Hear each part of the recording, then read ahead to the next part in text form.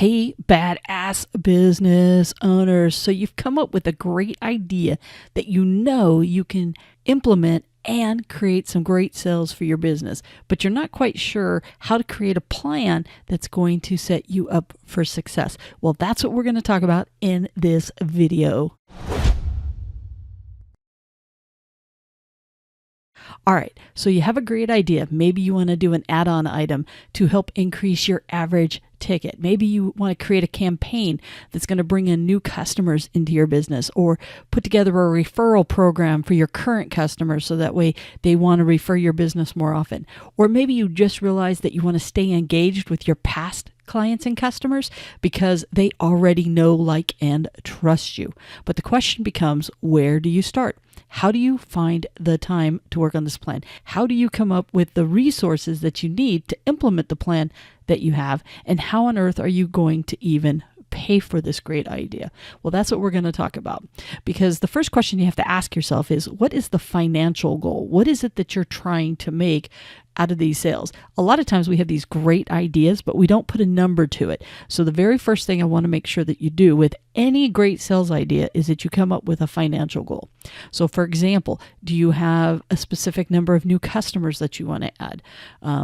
If you're going to do an add-on item, for example, do you want to do 1 out of 5 are going to buy this new add-on item? And that's going to be, let's say you have 1,000 customers, that's 200 customers that you have, and they're each going to buy this add-on item for $10. That's going to create $2,000 in new sales for you. So you see how you kind of put numbers to the goal of what it is you want to try to accomplish. What is that sales target?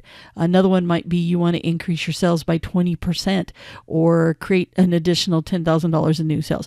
Whatever it is, make sure you have a number that you're striving for and one that seems realistic. So for example, on the above one with the new sales item, with the add-on item, if all of a sudden you said you wanted to make $10,000 in sales and you only had 1,000 customers, I was saying, you literally would have to have every single one of them do it. So be realistic, but run the numbers about your sales idea and see what it is that you're going to get, because it's going to give you that momentum of what your target is and what you're going to go for.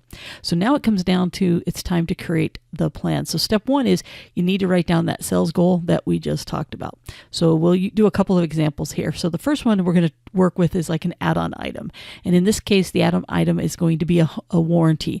And they have 1,000 customers a year, which means they're going to get 250 of these folks to purchase it at the $50. So their sales goal is going to be an additional $12,000 in new sales. So step one is to come up with what that goal is. Let's take another example. Let's say you're going to do an email campaign to your past customers or clients. In this case, they have 3,000 past clients that they're going to start emailing, and they're hoping to get 1 out of 5 to come back again and use the service this year. So let's say that gives them 600 people that they're targeting at $35 a pop. That means they're trying to create an additional $21,000 through this email campaign.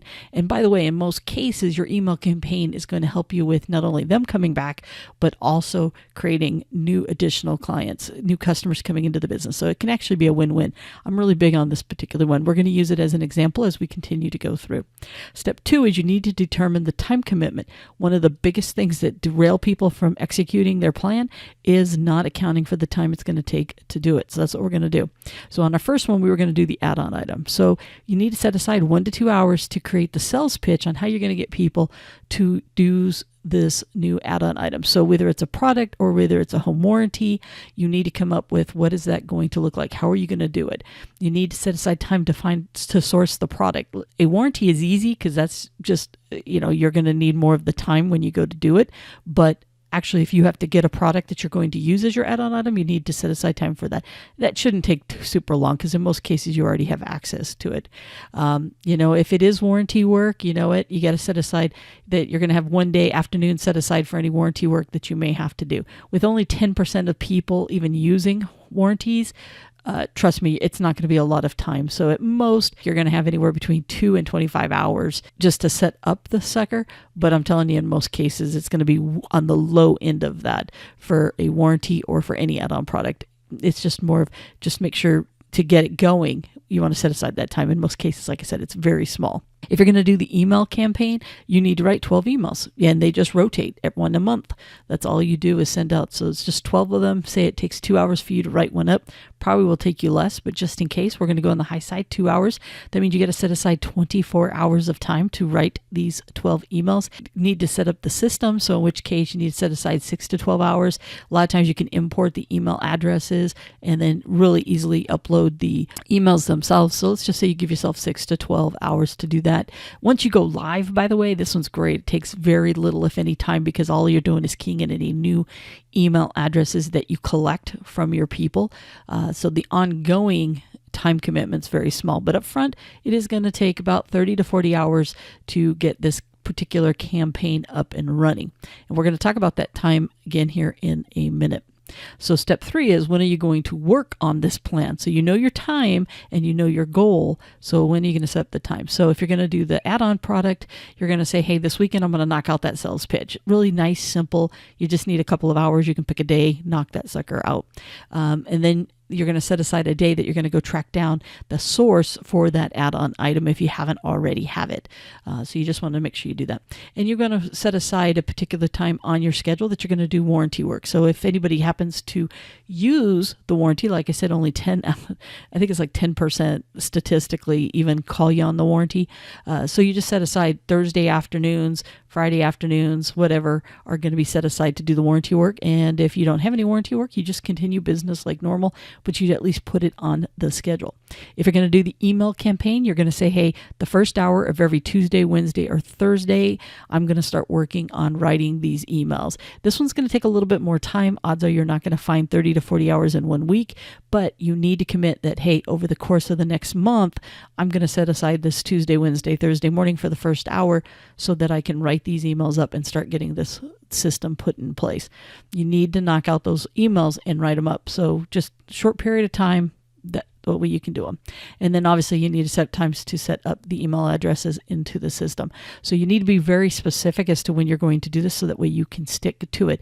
If you don't, what's going to happen is you're going to try to cram it in and this step just isn't going to work. And this is where a lot of things fall off because people fail to commit to the time that they set aside and make sure that they knock that out. Step 4, what resources do you need to execute the plan? So in this case for the add-on item, what's the product? If it's a warranty, you don't have anything. Do you need any special equipment to be able to knock it out? Is it going to make you step outside of your normal stuff that you use in your everyday service? In the case of a warranty, you're really not. As an add-on service or product, you might have something special that you need to have to be able to do that. If you have a warranty, you might have to create a warranty form. That might be something that you have to put together, which would go back to the time, and you would write that in on your time commitment as well. So in the case we get to this point, we go, oh crap, I need to add this to my time commitment because I need to put that together. If you're going to do the email campaign, obviously you need to have a computer to be able to do that. And then you need to pick an email service provider. Are you going to use MailChimp, which is very cheap for the beginning for most people? Because I think they've got a free service where you can do it for first 1,000 people or whatever it is. And you got ConvertKit, you've got CRMs that are out there, whatever you want to use. Go with the most simple in the beginning because you really want to just start the habit. You can always tweak and change it as you go. But resources are you going to need to be able to get that email campaign up and running. So step 5 is, okay, do I need any money to do this sales idea that I have? In which case, for example, the add-on is you're going to have the initial investment in any of the product. So you may say, hey, I need to set aside $250 to be able to buy that product so that I have it for these sales. How are you going to get it? You're going to retain it from the profits for the month that you're currently in. So that way you can buy that product, and then you're going to obviously keep retained earnings for future purchases as well. And you're just going to continue to reinvest, like I said, into buying more.